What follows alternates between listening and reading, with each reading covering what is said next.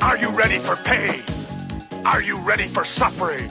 If the answer is yes, then you're ready.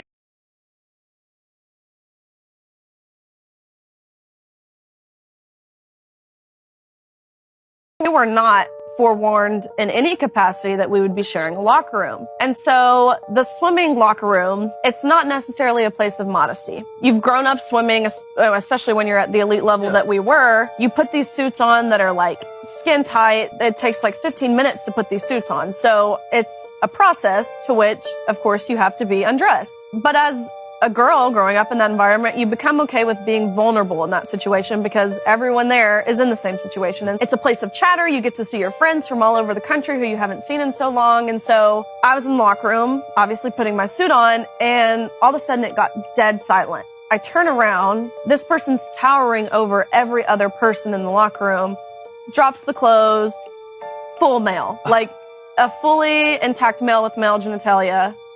And almost subconsciously, you just cover. Like, it's just a subconscious inherent feeling when you see a male with male parts watching you undress. It was like, I thought I was missing something. I thought, am I like not grasping something? Why is no one talking about this? Trans rights are human rights! Trans rights are human rights! Trans rights are human rights!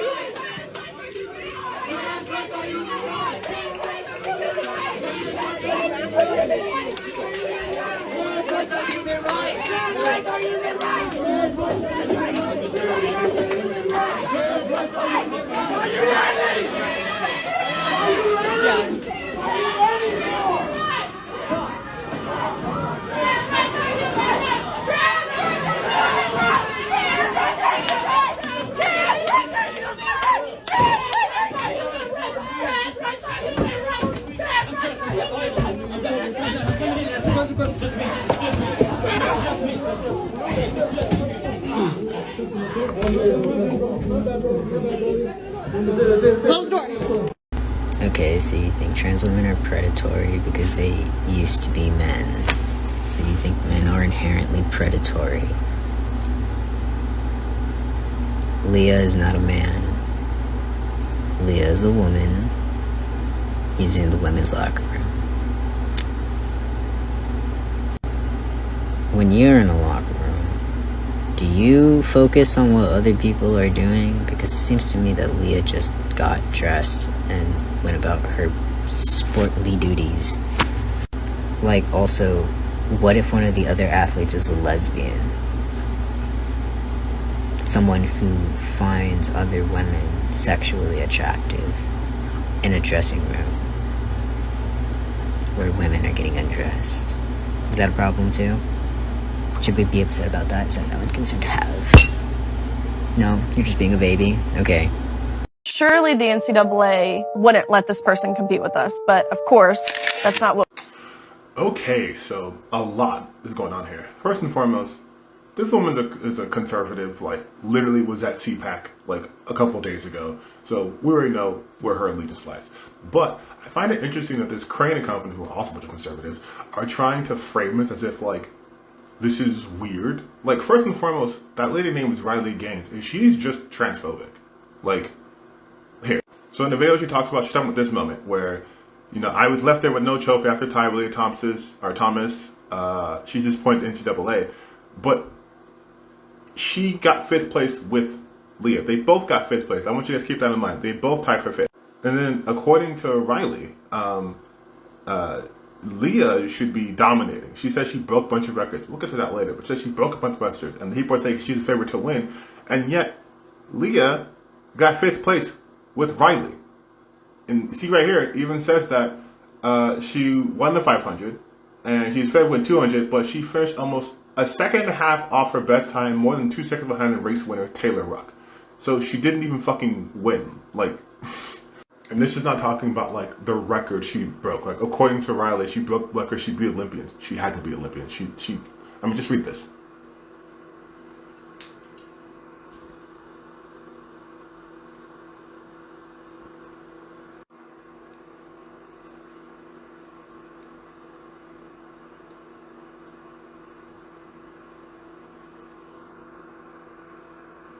So then, of course, the main thing here is, why is she so pressed? Why is she so pressed? Oh, because they sent her a trophy instead of giving to her on the podium because they didn't have a fifth place trophy. And her line of thinking is, well, how come she didn't get it and then you send it to Leah, right? And obviously she's basically trying to insinuate that like Leah got it because she's transgender, right? That she got a fifth place trophy. But her main conceit was that women playing against transgender women have an unfair advantage. She's super pressed because she was just proven wrong by the fact that as a cisgendered woman, she tied with a transgendered woman. Because in their transphobic brains, in a conservative brain, if they're just men trying to be women and they have so much natural advantages, then why didn't she get first place? Why didn't she blow the records out of the water, right? So that's why she's pressed. Like, that's the real reason why she's upset. Because she tied with a transgender woman. Instead of the transgender woman just decimating her, so she could complain, but oh, it's not fair. Now she's complaining because both of them got a fifth place award, but hers came in a little bit later. Like, if you don't get the fuck. Okay, first of all, it's L-I-A, Leah Thomas, L-I-A. Second of all, I mentioned her in that video. And it should be very telling that she is like the only example you all have for this argument. And let's deep dive on that, because I don't think it's the argument you think it is. If the argument is that trans women have this huge biological advantage over cis women, then they should be completely dominating the sports that they're in. Like, not just doing well, but like blowing the women out of the water and maybe even still putting up men's times. And so yes, Leah did well at the Ivy League Championship. In one meet, she did well. She won several races, she broke a few records. Here's the thing in swimming though, records are broken all the time. There's nothing saying that those records are gonna stand.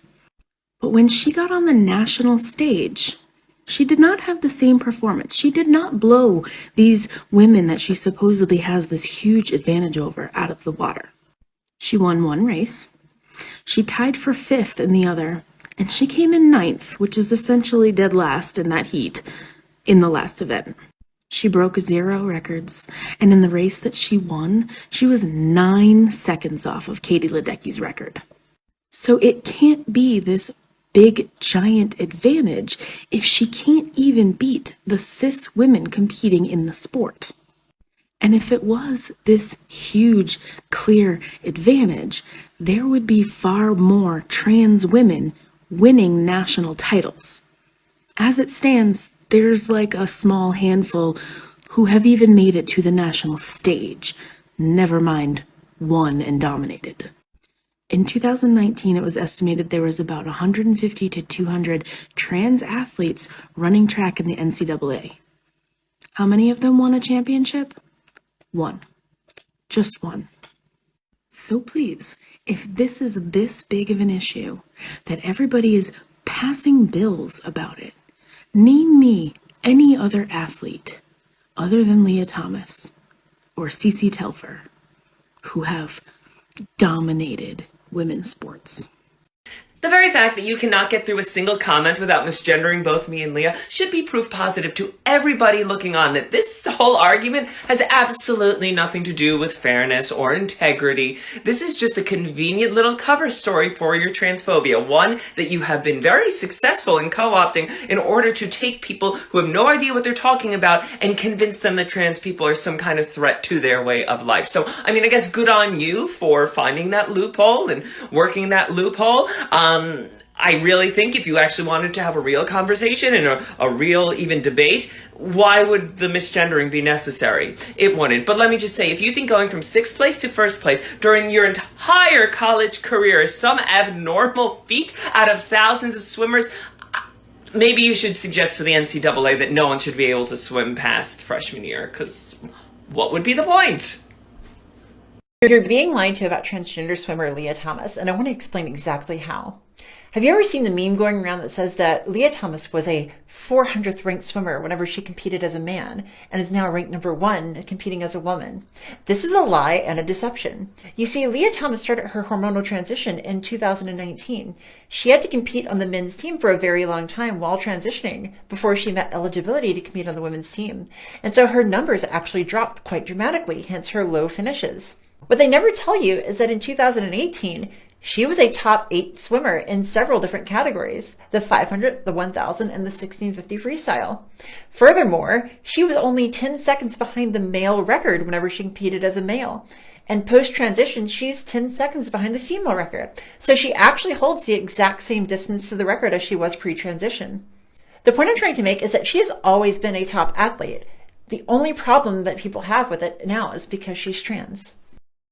I thought I'd make this video to spread awareness about something really important that's going on that I really haven't heard many people talking about at all. This week is the Swimming ACC Championship. At this championship, trans female swimmer Leah Thompson will be there.